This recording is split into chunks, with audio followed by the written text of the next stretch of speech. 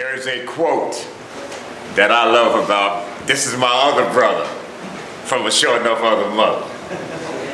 And we were together. Now this picture here, don't laugh you guys, when you see this picture of the contrast between my brother from another mother and Reverend Kraft, my brother standing 7 feet tall and I'm about 5 feet.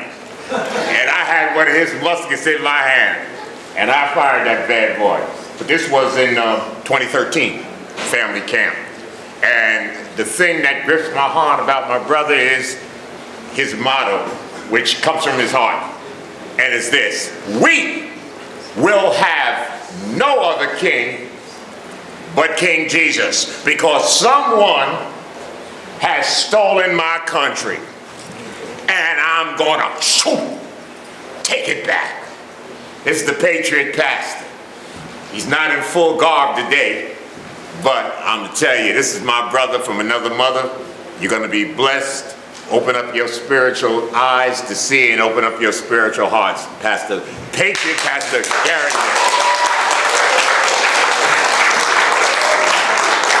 Well, thank you, Reverend Kraft. I want everyone to know that actually, though I am a Mayflower descendant, you see that on my t-shirt, that the people on the Mayflower actually were more about Reverend Kraft and Mrs. Kraft's size. I wouldn't have fit on the Mayflower. When I put the t-shirt on this morning, I felt as though my ancestors were looking down at me and said, "How did he get to be so big?"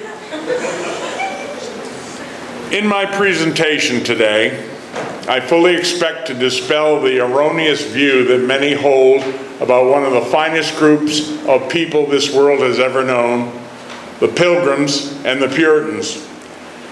Those are the same people, just different arrival times.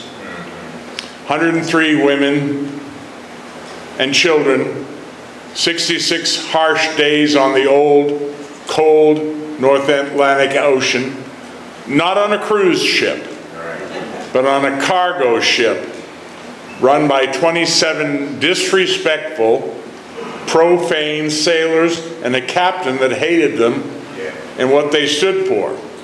That was Captain Christopher Jones. He called them bloody separatists. And later on in my presentation, we will discuss how Captain Jones changed his viewpoint of those Pilgrims because they were such fine Christians and they treated him much better than he deserved. There's a message there.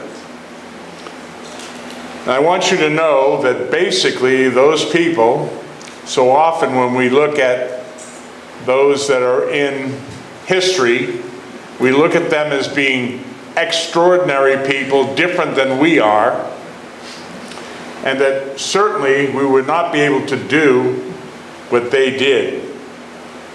The truth of the matter is, they were ordinary people who served an extraordinary God and came to these shores now known as America with a heavenly vision of a new world order. We hear that so often, new world order. Well, they had a vision of that.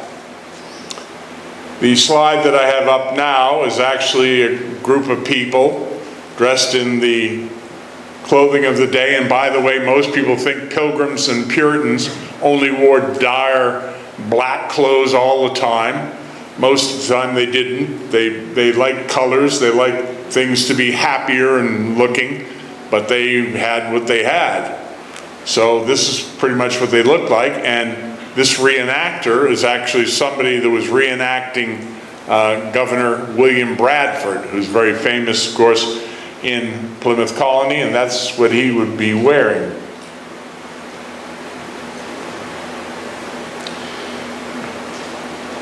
And God had a specific call on this land and the people who were to inhabit it.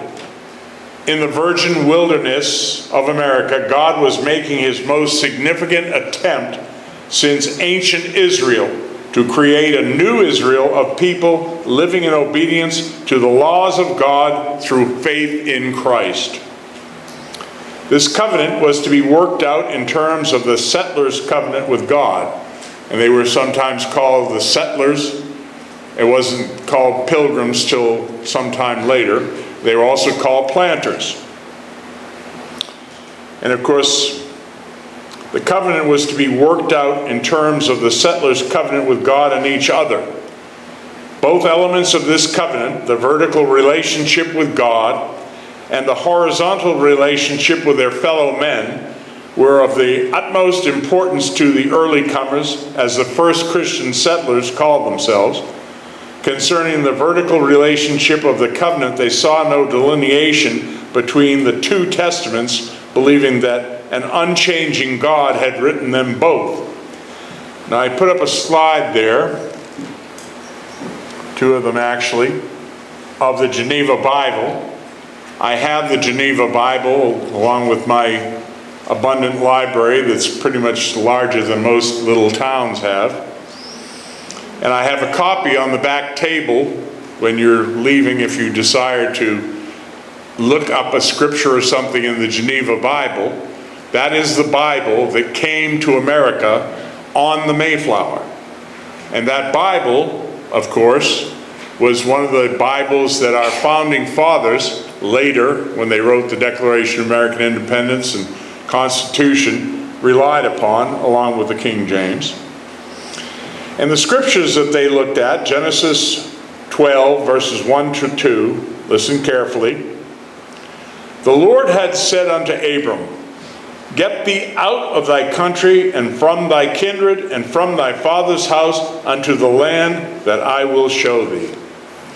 And I will make thee a great nation, and will bless thee, and make thy name great, and thou shalt be a blessing. In Genesis 17, verses 7 through 9, Moreover, I will establish my covenant between me and thee, thy seed after thee in their generations, for an everlasting covenant to be God unto thee and to thy seed after thee. And I will give thee and thy seed after thee the land, wherein thou art a stranger, even all the land of Canaan, for an everlasting possession. I will be their God. Again God said unto Abram, Thou shalt keep my covenant, thou and thy seed after thee in their generations. Luke 9:23. And he said to them all, If any man come after me, let him deny himself and take up his cross daily and follow me. A friend of mine, Peter Marshall Jr. and David Manuel, both friends of mine, both of them now deceased, wrote a tremendous book, The Light and the Glory.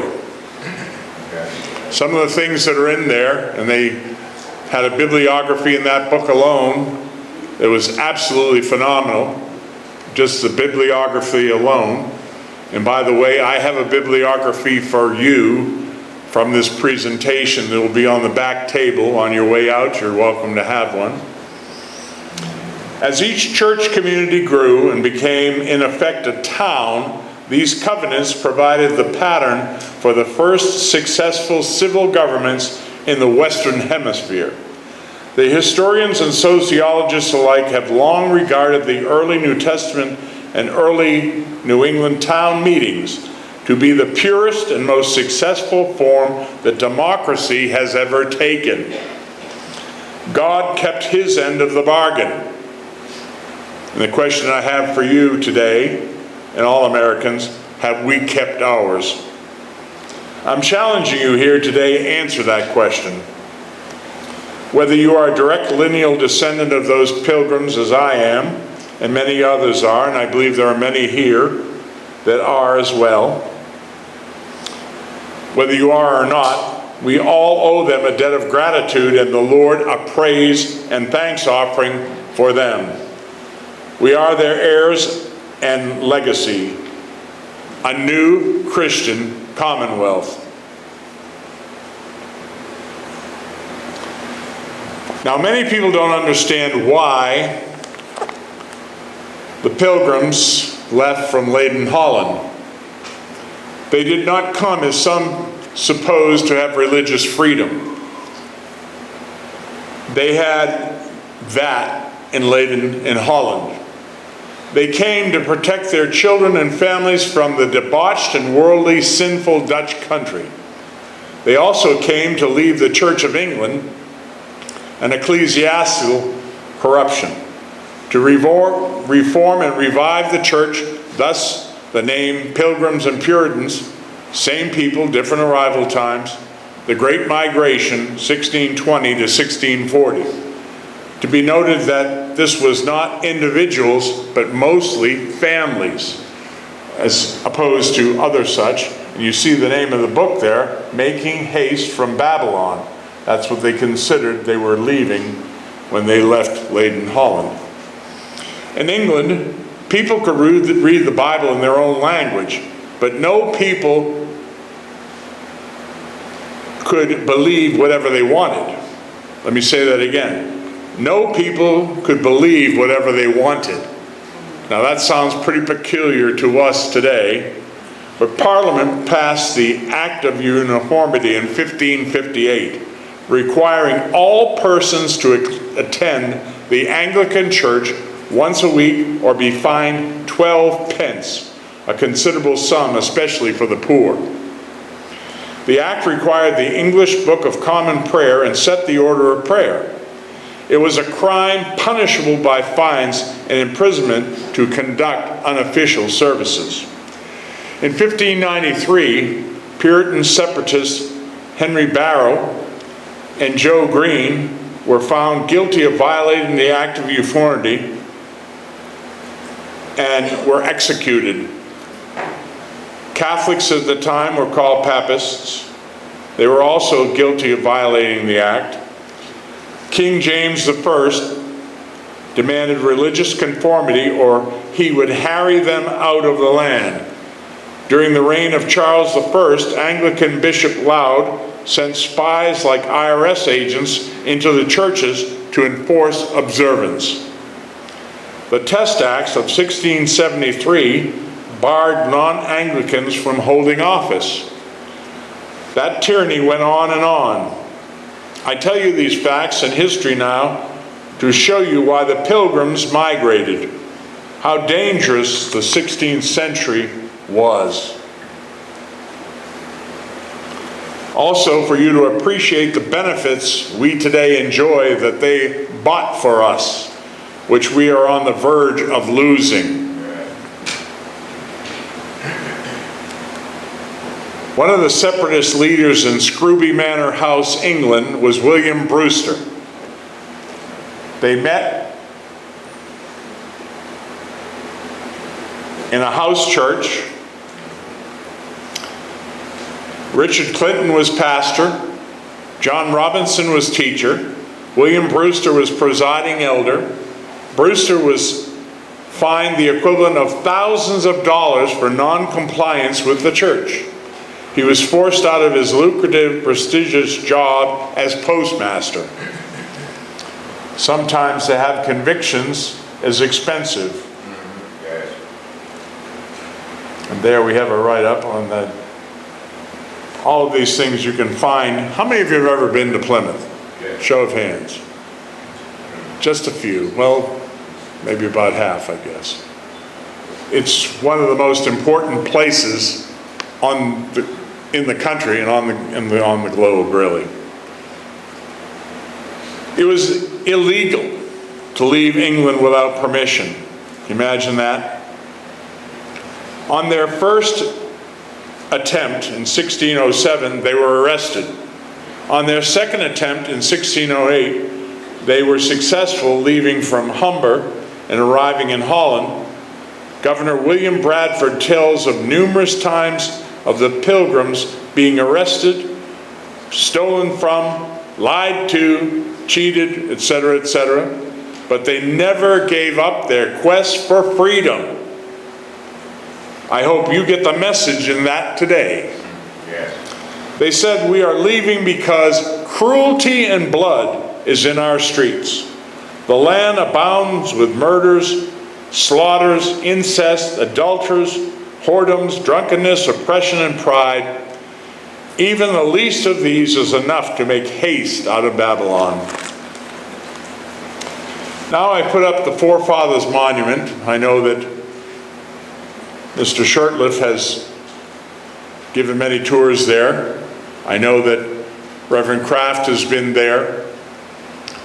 I have given tours there many times, and people from all over the world have come to that monument. I've gotten a chance to teach people about it from all over the world, all different cultures. It's really amazing. The National Monument to the Forefathers is a masterpiece of symbolism that captures the faith that motivated the Pilgrims to come to America, as well as the unique ways in which they applied the Bible to morality, law, education, and liberty. Erected from 1859 to 1899, standing 81 feet tall, it is impressive both physically and especially in its meaning. Every resident and visitor to Plymouth ought to remember their Pilgrim heritage by standing on its ground. As a historian, Samuel Eliot Morrison declared, in some sense, the Pilgrims are the spiritual ancestors of all Americans. And it's a beautiful hill on Atherton Street overlooking Plymouth Harbor. That monument, of course, there are many monuments in Plymouth. There you see the Plymouth Rock. The National Monument to the Forefathers stands on the summit of Monument Hill on Allerton Street in Plymouth. The people we now call the Pilgrims were called the Forefathers before 1798. And the term long survived in their town of Plymouth afterwards. The heroic figure of faith pointing to heaven, her foot on Plymouth Rock, surrounds a massive granite pedestal. Below are seated figures, liberty with peace flourishing under her protection, and tyranny overthrown by her power. Law attended by justice and mercy, education has wisdom on one side, and youth led by experience on the other. And morality between a prophet and an evangelist holds the commandments in her left hand and the scroll of Revelation in her right.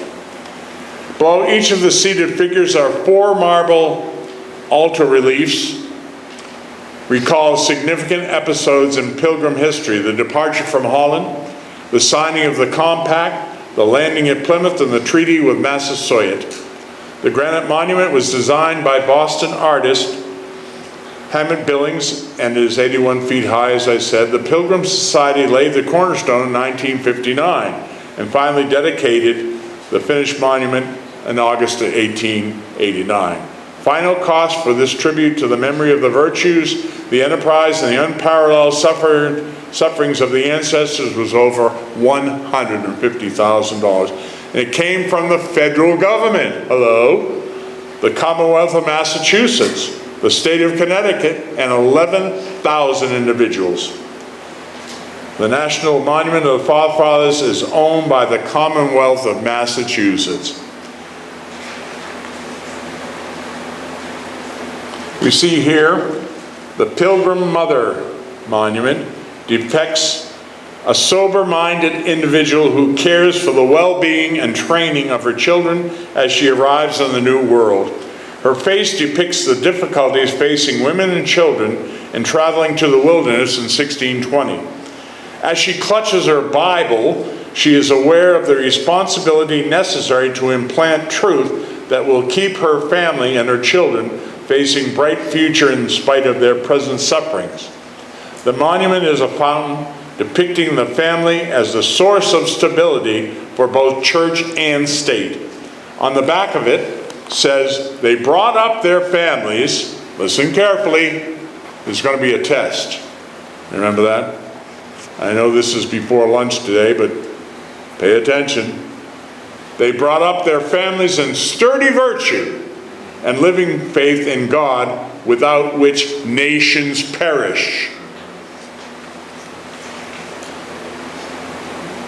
Then there's the Pilgrim Maiden statue in Brewster Garden. Depicts the unique fact that several single women came on the Mayflower. This was unheard of at the time. Each single woman or girl was assigned to a family. The statue depicts a woman braving the wind and wilderness with a Bible in her hand as she faces an uncertain future in an unknown land. The inscription at her feet describes these women well when it says, "To those intrepid English women whose courage, fortitude, and devotion brought a new nation into being." Now I mentioned William Bradford. Who could not mention him? The grave and the tombstone of William Bradford, Burial Hill Cemetery, Plymouth. I've been there. Bradford was born May 1590 in Austerfield, Yorkshire, England. Died May 9th, 1657 in Plymouth at the age of 67. He arrived on the Mayflower in 1620, was a signer of the Mayflower Compact, and served 5 times between 1621 and 1657 as the governor of Plymouth Colony.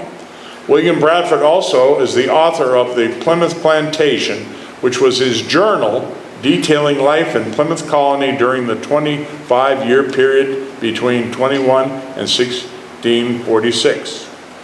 The inscription on his tombstone: "Under this stone rested the ashes of William Bradford, a zealous Puritan and sincere Christian, governor of Plymouth Colony from April 1621 to 1657, the year he died, age 67, except 5 years which he declined."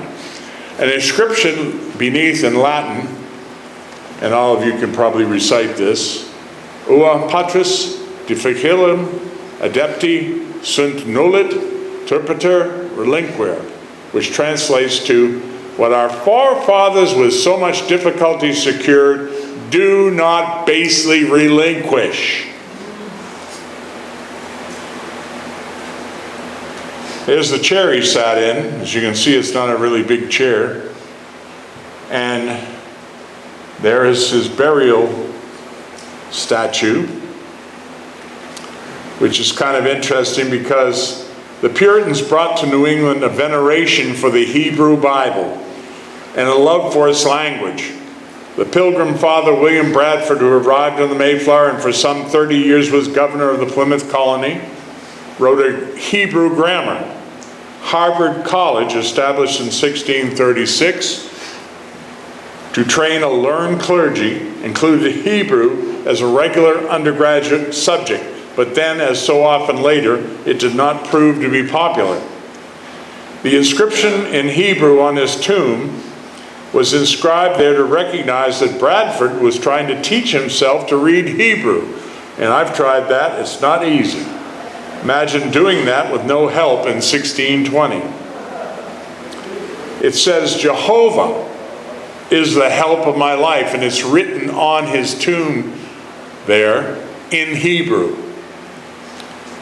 I want to repeat to you, 66 days, the Mayflower had taken 66 days to cross the Atlantic in 1620. The colonists spent the first winter living aboard the Mayflower. Only 53 passengers and half the crew survived. Women were particularly hard hit. Of the 19 women who boarded the Mayflower, only 5 survived the cold New England winter, confined to the ship where disease and cold were rampant. And by the way, that ship was actually a Dutch cargo flute, 180 tons, length about 80 to 90 feet, on deck 100 to 110 overall, had 4 decks, carried 135 people to Plymouth Colony. The ship traveled at an average speed of only 2 miles an hour.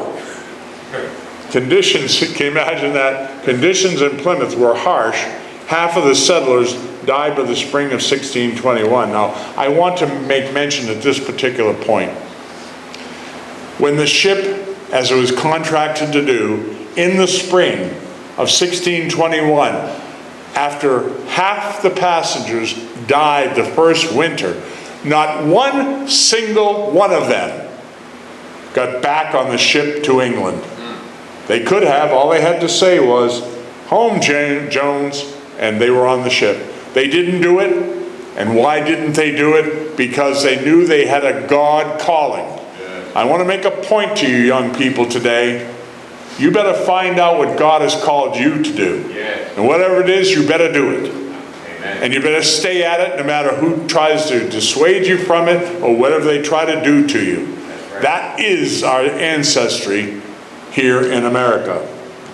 There are an estimated 10 million living Americans, as many as 35 million worldwide, who descended from the Pilgrims, according to the General Society of Mayflower Descendants. Anyone who can link their roots to the organization through detailed records is eligible for membership. Did you get that? 35 million people worldwide. That's a small amount of people that survived to carry people to carry on from them. That's pretty amazing. You know, it didn't interest me much when I was a boy and my family told me, my mother particularly told me about my ancestry. We didn't make much of it like many Americans beyond celebrating Thanksgiving, like most any other family. But being a Mayflower descendant is nothing unusual, some people would say. The only thing that's unusual is actually knowing about it. When I was a kid and my mother was telling me these things, yeah, that's nice, I just wanted to play baseball as often as I could, wherever I could, with whoever I could. It wasn't until I got older when I realized what a heritage I had and that I needed to do something about that so people wouldn't forget. Because of the population of Plymouth Colony was relatively small for the first couple decades, it was quite common for the children or grandchildren of one Mayflower passenger to marry the children or grandchildren of another. The ones who traveled to an unknown world with little more than their bones and breath. They traveled across the sea to an unknown world. They came with no guarantee of homes waiting for them. They came with what they could carry. They came across the ocean with hope and promise as their wealthiest possessions. I know from my research they came as hired men, soldiers, and free men. They came as young girls, wives, and mothers. They came as farmers and healers and teachers. They were what they had to be. They came across the ocean for freedom and for a chance. It's a little poem that said, I am that they were, they that they are, that they will be. I am that they were, that they are, that they will be. Now this is a portrait of Edward Winslow, who lived from 1595 to 1655. He was a Mayflower Pilgrim, signer of the Mayflower Compact, 3 times governor of Plymouth Colony. He also was notable for another reason. Edward is the only Mayflower passenger with a verified portrait. We actually know he did look like that. The rest of them is an artist's conceptual drawing, you might say, which is pretty interesting. With Christ's precepts ruling supreme, the Pilgrims recognized all human life as sacred, to be redeemed by the blood of the Savior, and to be protected by the government as a representative of God's law. Along with this divinely prescribed function of government, the separatists had a clear understanding of an additional purpose of the ruling structure as the guardian of God-given liberties, foremost being religious freedom, and finally as protector of property. Without the knowledge of the very basis of our republic and the understanding of our founding fathers, it's any wonder that the God-ordained functions of government have been tragically superseded with the makings of a tyrannical form of rule. And I can't help but to tell you, not that you don't know it already, that much of what they were trying to get away from has come back upon us. Much of what we fought for in 1775 through 1783 has come back upon us. As Governor Bradford so eloquently promised, thus out of small beginnings greater things have grown by his hand, who made all things out of nothing and gives being to all things that are. As one small candle may light 1,000, so the light enkindled here has shone to many, yea, in a sense, our whole nation. Let the glorious name of Jehovah have all praise. Puritans were people who believed that she failed to go far enough when she established a Protestant Church of England. For Calvin, God was an absolute monarch. This was called the doctrine of predestination. Governor Bradford wrote in Plymouth, and this on the bibliography, there are two particular books in general that I really recommend if you want to read the actual things that happened, and that's one of the books there. The second one, of course, is by my friend from the Mayflower Society, Glenn Chaney, and it's kind of a thick book, but it really covers exactly what happened. And also a book by Paul Jaley, who's lived in Plymouth for many, many years, good friend of mine, and I have this book out on the table just to be viewed. He wrote that book too, Plymouth Plantation. It's well known unto ye godly and judicious, how since ye first breaking out of ye light of ye gospel in our honorable nation of England, which was ye first of nations, whom ye Lord adorned therewith, and after the gross darkness which had covered and overspread ye Christian world, what wars and oppositions ever since Satan hath raised, maintained, and continued against the saints from time to time in one sort or another. Sometimes by bloody death and cruel torments, other while imprisonments, banishment, and other hard usages, as being loath his kingdom should go down, and truth prevail, and ye churches of God revert to their ancient purity, and recover their primitive order, liberty, and beauty. You call that a mission statement? I certainly do. But when he could not prevail by these means against the main truths of ye gospel, but that they began to take rooting in many places, being watered by ye blood of ye martyrs, and blessed from heaven with a gracious increase, he then began to take him to his ancient stratagem used of old against the first Christians. First, God had put specific call on this country and the people who were to inhabit it. In the virgin wilderness of America, God was making his most significant attempt since ancient Israel to create a new Israel of God, living in obedience to the laws of God through faith in Jesus Christ. Christology. We hear people saying about theology and so forth and so on. This is Christology. Second, this call was to be worked out in terms of the settlers' covenant with God and with each other. Both elements of his covenant, the vertical relationship with God and the horizontal relationship with their fellow men. No delineation between the two testaments, believing an unchanging God had written them both. I want to skip ahead because I'm running short on time. I have much more to present to you than I'm going to be able to. I'm going to skip ahead to what many people, falsehoods that are told, that these people came and stole the land from the indigenous Indian people, and by the way, in those days, and all the way to the War for American Independence and Declaration, they were called savages. And not because of any particular thing. It wasn't so much that they were any more savage than people from Europe. It was just the terminology that they used. In Massasoit, I also want to post this. When they left the Church of England, they actually wrote a document telling why they were separated. Most people don't know that. There was a document, a separation document. It's like saying, okay, they went before the court of public notice to say this is why we're breaking off our relationship.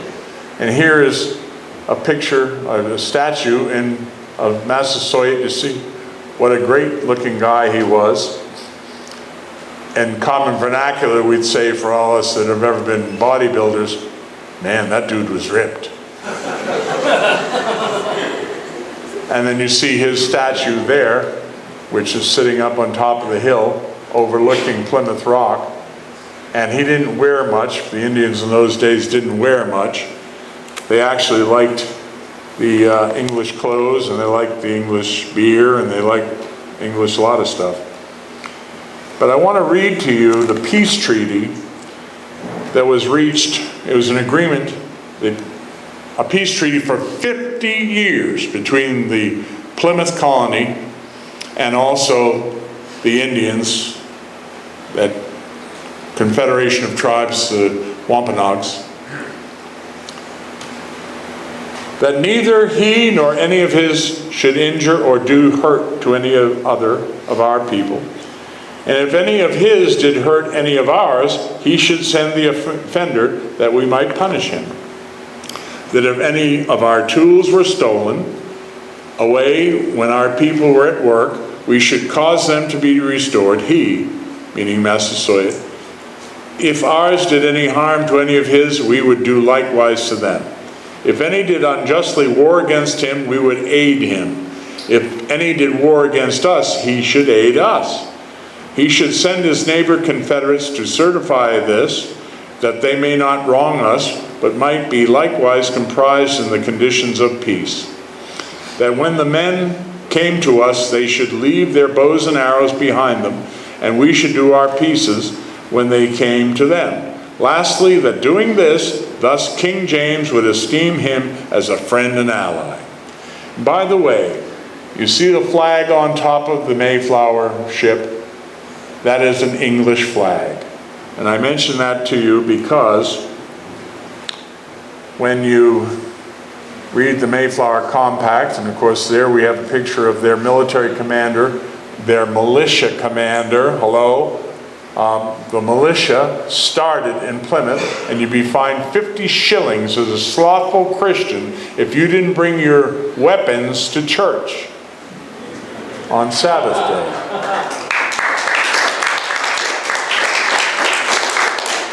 And here we have the tallest monument in the country. It is 252 feet of granite. It's called the Pilgrim Monument. It's in Provincetown. So much more I'd like to share with you, but the Second Amendment that we have in our Bill of Rights basically comes from there. And by the way, another thing, all Republican forms of government are predicated on the consent of the governed. That comes from Plymouth. And also, as I said, Republican forms of government doesn't mean Democrat or Republican, Libertarian, whatever. All Republican forms of government. We have a Republican form of government in America. That's why we're here and talking about Camp Constitution. Do you know that only two dogs that came on the Mayflower, what they were? A Mastiff and a Spaniel. And they, of course, were tethered so they could guard the cornfields, because Samoset, you've heard of him, and Squanto, who spoke English and loved living with the Plymouth people and translating for them. That's a long story for another time. But they planted corn and they put alewives, they're fish, they put a fish in the hole with the corn. But then all the critters would come and try to dig it up, and so they tethered those animals, the Mastiff and the Spaniel, to scare them off. And even scare off the wolves. The wolves would dig it up until the fish could no longer be smelled. But that's the fertilizer that they use. And remember these three sisters. Corn, Beans and squash. You all love corn, you all love beans, you all love squash, right? Okay, now we have the signing of the Mayflower Compact, and on the back table when you're leaving here, please take one, read it, because believe it or not, that is our first covenant, constitution, contract, whatever you want to call it, of government on this American continent. And the signers are there, and that's what it looks like. And I close in the time that I have left here with a picture that's probably not too pleasant of a person in the stocks. And the reason I did that is because if you committed adultery, if you were a fornicator, if you were a drunkard, if you were a thief, if you had been a liar, and not just a liar, but you lied, instead of being decapitated or the things they did in England or burned you at the stake, they put you in the stocks.